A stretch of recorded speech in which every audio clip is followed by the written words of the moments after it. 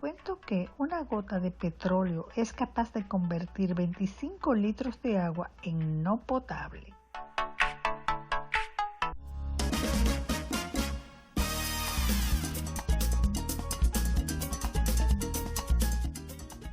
Aquí estamos muy bien acompañada con el doctor Víctor Figueroa, quien es psiquiatra. Hoy tenemos un tema muy interesante de la solicitud de todos ustedes, como es el alcoholismo. Es una adicción que realmente cada día va en aumento y quizás también está influenciando ya en muchachos jóvenes y también adelante los adultos.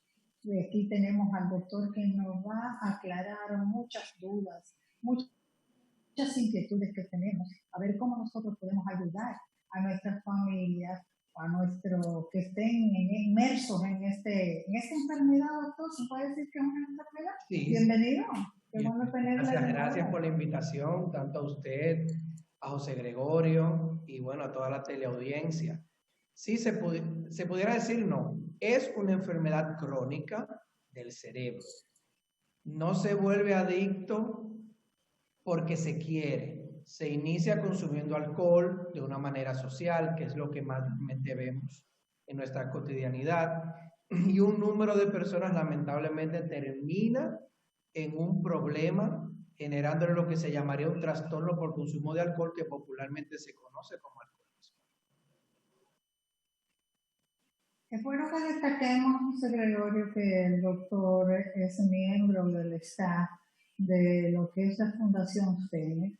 Es precisamente una organización que está trabajando en favor de todas estas personas que necesitan de la ayuda para salir de esta enfermedad de lo que es las adicciones. ¿Tiene alguna pregunta, José?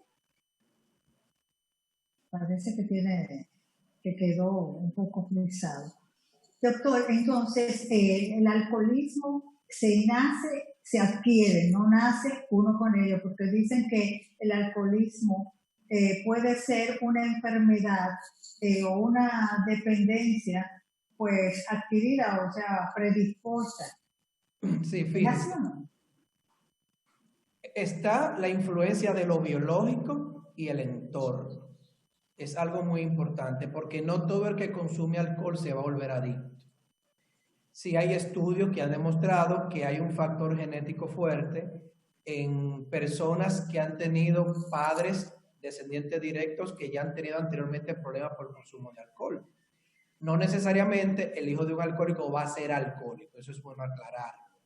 Pero sí pudiera tener un mayor riesgo desde lo biológico hasta lo aprendido, entre cómo se maneja todo ese entorno familiar y todo su entorno social. Recordemos que estamos en un país que lamentablemente hay poco control sobre lo que es el consumo de bebidas alcohólicas, y como es una sustancia, es una droga que no está con regulaciones de tinte ilegal, las personas la toman y ni siquiera saben que le pudiera generar un problema a su salud a corto, mediano y largo plazo. Qué bien, doctor. Es interesante escuchar que le puede generar problemas a largo, mediano y corto plazo, pero nos gustaría saber cómo la familia puede identificar que tiene un miembro con un problema de alcoholismo o con los primeros indicios del alcoholismo. Bien, fíjense. Cuando ya una persona empieza a dirigir esas energías, ese tiempo y esa importancia al consumo de esa sustancia, ya eso no está despertando una alarma. Pero antes de eso, empezamos a ver cómo personas que sin quizás mostrarse embriagados o borrachos en la casa, ya empiezan a presentar un problema de consumo de alcohol. Porque el alcohol empieza a afectarle ya todo lo que tiene que ver su salud mental y física. Muchas veces vemos personas que van a su trabajo, que realizan todo lo cotidiano y la normalidad que generalmente vemos, pero son personas que tienen un consumo que ya se va volviendo problemático, y más allá de que no han dejado de ir al trabajo, y empieza a afectarse, por ejemplo, órganos como el hígado, el estómago, empiezan a tener problemas incluso hasta de la memoria, y esos son signos y alarmas que tienen que ir prendiéndonos todo el cuidado que debemos tener ante una persona que ya esté abusando del consumo de alcohol, que eso no solamente se ve en personas jóvenes, también la podemos ver en cualquier etapa de la vida. Claro está, todo consumo en los dos extremos de la vida, tanto en los menores de edad como en los mayores de edad, siempre van a ser consumos de riesgo. Y hay algo que me preocupa porque también muchos no piensan que luego de ingerir todo ese alcohol pueden perder el control de ellos mismos, involucrarse inclusive en delitos violentos y hasta con la familia y con la sociedad. Y me preocupa porque en estos momentos de pandemia, con este encierro, aquellos que quizás estuvieron en tratamiento para dejar o controlar, porque no, usted ya nos dirá si se cura o no, hayan vuelto a tomar. Y aquellos que no lo hacían, con el fin de alejarse un poco, de estar tranquilo, de evitar como la ansiedad, hayan iniciado en este proceso de beber, de la bebida. Eso me preocupa mucho, doctor. ¿Qué podemos hacer, por ejemplo, para esos que están en proceso de recuperación, que han ido para atrás, precisamente por la situación que estamos viviendo hoy? Sí, fíjense que lo primero es, en la primera parte de su pregunta, el alcohol es un desinhibidor. Por eso vemos que muchas personas ya cuando llegan a un estado de desinhibición, de preembriaguez o ya embriaguez, se tornan violentos, se tornan con conductas no apropiadas ante la familia y el medio. Conductualmente se vuelven problemáticos. Lamentablemente, muchas personas que han estado en recuperación de su alcoholismo crónico han recaído en esta etapa de pandemia porque hay una relación entre el consumo de alcohol o de otras drogas y el estrés. Obviamente, recordemos que el alcohol en muchas de estas personas funciona como si fuera una muletilla emocional. Cualquier situación de estrés, de problemas en la casa, de inseguridad, tratan de paliarlo con el alcohol. Es como lo que tengo a la mano, entonces terminan medicándose con esa sustancia. Muchas personas que no tienen un problema franco con el alcohol en esta cuarentena, ya sea porque problemas familiares, han perdido su trabajo y otras situaciones, han incrementado su consumo, pudiéndole llegar a tener también lo que es problemas primeramente físicos y también a nivel conductual y de todo su entorno. Muchos pacientes han llamado que han recaído, que lamentablemente no han podido aguantar esta presión que sienten por la incertidumbre que genera todo esto de la pandemia, pero también hay otros que al retirarse de ese medio social en el cual siempre se desenvolvían para el consumo, han podido mantener y hasta empezar un tratamiento.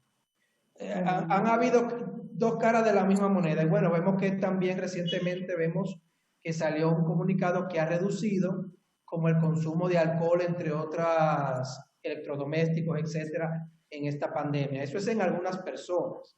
Hay otras que lamentablemente siguen tomando o han incrementado su consumo. No solo en República Dominicana, si vemos estadísticas mundiales, lo que es en Europa y Estados Unidos, se ha disparado la compra de bebidas alcohólicas en más de un 50% en este periodo de pandemia.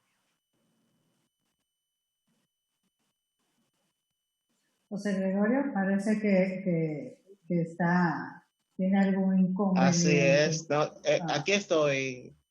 Ok, perfecto. Aquí tu pregunta. estoy. ¿Me escuchan? Sí. Escuchamos bien. Quisiera saber, doctor, ¿cuáles son esas medidas que podemos tomar con los adolescentes? Sabemos que en la adolescencia, amigos, grupos, les gusta estar con la bebida y se les vuelve muy frecuente el consumo de alcohol. ¿Cómo podemos monitorear a los adolescentes y controlar que no caigan en alcoholismo? Sí, fíjate, la adolescencia es la etapa más vulnerable para iniciar todo tipo de consumo de diferentes drogas.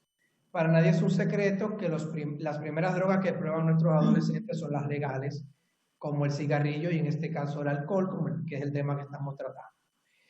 Es importante la supervisión parental y importante indagar porque muchos de estos jóvenes aprenden a tener sus primeros consumos de alcohol en su casa, ni siquiera lo aprenden en la calle con el amigo. Ya desde pequeño van viendo cómo la familia es habituada a tomar alcohol, aunque no tengan ningún problema, ningún familiar con un problema de consumo de alcohol, ya van viendo y se van desensibilizando de que el alcohol no es una sustancia, que no es algo malo. Tratar de controlarme para no emborrachar. Pero ya cuando empiezan a socializar con sus pares, que empiezan a escuchar más ese consejo y esa socialización con ese amigo más que su propio padre, ahí se complica todo. Lo ideal es que, como dice la salsa de Rubén Blades, amor y control. Tenemos que tener nuestros adolescentes bien supervisados, con quien se juntan, y explicarles cuáles son los riesgos de ese consumo, pero no solamente explicarle, también el padre tiene que servir de modelo ante esa situación, porque si un padre consume alcohol y le está diciendo a su hijo que es malo, eso le genera una disonancia y dice, pero ven acá, no entiendo. Es malo porque yo lo tomo, pero es bueno porque tú lo tomas, entonces, ¿cómo se come eso? Entonces tenemos que tratar de tener un discurso coherente para poder transmitirle eso que queremos que nuestro adolescente no haga destiempo. Y bueno, saber con quién se junta, tratar de mantenerlo en actividades que al adolescente le guste. En esta pandemia también los adolescentes se han visto muy afectados porque no socializan. También tienen mucha incertidumbre qué va a pasar con su futuro inmediato, la escuela, todo eso. También ese es un tema muy amplio porque solamente estamos viendo el adulto que no tiene el empleo, que tiene la incertidumbre, pero también esa franja etaria está sufriendo mucho estos embastes. No, y que viendo un punto de vista, los jóvenes, los niños están como creciendo muy rápido y comienzan muy rápido a probar cosas en este caso. Nos llega un mensajito, una preguntita por aquí, doctor, y dice, ¿es necesario beber todos los días para ser un alcohólico? No necesariamente. No necesariamente. Se pudiera decir que hay personas con problemas de alcohol que no necesariamente beben diario. Hay personas que solo beben los fines de semana, pero se sientan a beber el fin de semana. Y ya con ese consumo tan elevado que tienen, nos está diciendo que hay un problema porque vemos que se emborrachan, vemos que ya empiezan a tener pérdida de su salud física, vemos como ya hay problemas incluso de que han tenido accidentes de tránsito. Todo eso lo vemos en muchos dominicanos que solamente toman el fin de semana. No es lo mismo una persona que se tome una copa de vino diario a que se tome 3 botellas el fin de semana. Eso es un consumo ya de riesgo y de daño hacia la salud. No estoy diciendo que si tú tomas una copa diaria ya por eso sea bueno. No es que sea bueno, pero no es lo mismo el atracón a ese consumo que va de manera más responsable. Pero sí tenemos alcohólicos de fines de semana, se pudiera decir. Sí, justo esa era la pregunta que llegó aquí al celular, que dice, ¿cuánto alcohol tolera el organismo? Parece que estaban como en la sintonía. Por ejemplo, el hígado procesa 10 gramos de alcohol por hora. Entonces, imagínense una persona que se tome 4 y 5 jumbo en una hora, que hay personas que lo hacen. ¿Qué? Sí. Hay personas que su orgullo es decir, miren, los guacales de cerveza o la botella de ron que nos tomamos, lo ven con orgullo, pero lamentablemente se están fastidiando su vida. Así es. ¿José tiene alguna pregunta? Parece que se frizó. Los factores de riesgo relacionados con el alcoholismo, doctor, ¿cuáles serían? Fíjense. Porque son amplios. Sí, son amplios. Fíjense, la Sociedad Española de Patología Dual, en sus estudios ha identificado que el 80% de las personas alcohólicas tienen un trastorno mental. Dígase, un trastorno de ansiedad, un trastorno depresivo, trastorno bipolar, trastorno del espectro psicótico como la esquizofrenia, etc. Eso es muy elevado. Entonces, una enfermedad mental es un factor de riesgo primario para desarrollar problemas por consumo alcohólico, porque muchas de estas personas aprenden a que esta sustancia los calma, los libra de ese malestar que puedan estar teniendo. Hay otras personas que no tienen una enfermedad mental per se, pero empiezan a tomar porque tienen un estresor psicosocial en el ambiente que los lleva a calmarse. De ahí sale, bueno, hoy es viernes y el cuerpo lo sabe. Y el traguito del viernes que puede empezar como algo sin importancia para relajarme de la semana complicada. Y tu cerebro empieza a aprender que eso que tú le das lo calma. Y si esa persona tiene esa predisposición que pudiera desarrollar un problema de consumo de alcohol, eso va subiendo en escalada sin darse cuenta. Porque el primer consumo de una droga es porque la persona quiere, pero no se vuelve adicta porque lo desea. Por aquí, sí. Ahí han habido varias fiestas de jóvenes de 15 y 16 años que sirven mucho alcohol, nuestra querida doña Giralda de Pone. Y es verdad, porque están iniciando, previamente están comenzando muy temprano a lo que es ingerir. Y comienzan con una cervecita y como usted dijo, cuando van a ver, es como una apuesta, echando apuestas a ver cuál es el que bebe más. Así es. Recuerde que el joven ya de por sí es rebelde en esa etapa. Está buscando afianzar su personalidad, pero también algo. El impacto promocional de las bebidas alcohólicas es aún más fuerte en esta población joven, porque son personas vulnerables, que su cerebro está en formación. Recordemos que el adolescente es impulsivo, pero no porque quiere, sino porque está en una etapa que su cerebro más va durando, y el adolescente es mucho más emocional que racional. Entonces recordemos que una de las partes importantes de la adolescencia es la socialización, y lamentablemente el consumo de sustancias como el alcohol es una droga premium para tú empezar a socializar y conocer a ese amigo. Y se van retando así como usted menciona. Hay personas que empiezan a engancharse con el alcohol desde la juventud. Hay otros que, bueno, no tienen los factores predisponentes, tienen otros factores protectores quizás a nivel familiar que no permiten que genere un problema de salud ni mental a corto, mediano o largo plazo. Ay, Dios, el tiempo se nos está consumiendo y necesitamos una segunda parte, pero una última pregunta, doctor, que nos llega al celular. Los principales síntomas para detectar un problema de alcoholismo, ¿cuáles? Los principales síntomas son que la persona, si no toma, se siente mal.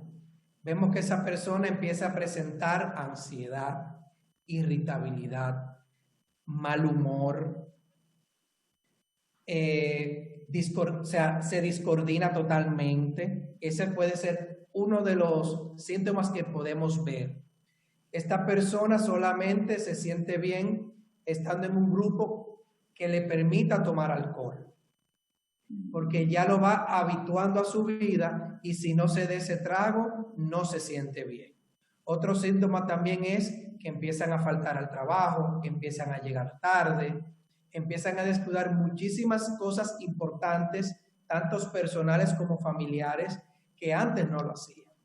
Y son cosas que empiezan como muy sutiles, que a medida que siguen incrementando el consumo de alcohol, se van dejando, hasta el mismo aseo diario.